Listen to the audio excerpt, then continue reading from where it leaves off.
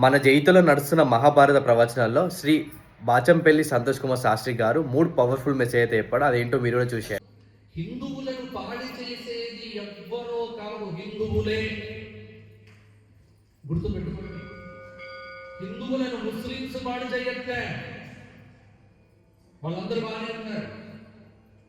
హిందువులను క్రిస్టియన్లు పాడు చేయట్లే, వారందరూ బాగానే ఉన్నారు. హిందువులను పాడు చేస్తున్నటువంటి వాళ్ళంతా ఎవరు అంటే హిందువులే. ముందు మారాల్సింది ఎవరు అంటే వారెవరు మారాల్సిన పని లేదు, మనం మారగలిగితే సరిపోతుంది. దైవీ గుణములు పెంపొందించుకుంటూ అసుర గుణములను విడిచిపెట్టడమే సాధన.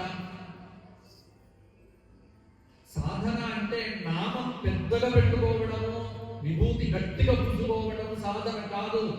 ఇవన్నీ బయటికి కనిపించే ఆకారం. నీ లోపల వికారం కలగనటువంటి మనస్సు ఉంటే అది అసలు సుసరైనటువంటి ఆధ్యాత్మికత. నామం నువ్వు పెట్టుకుంటే సంతోషం, ఎదుటివాడిని పెట్టకుండా ఉంటే చాలు. కంటితో చూచేటువంటివన్నీ సత్యం అని ఎప్పుడు అనుకోవద్దు.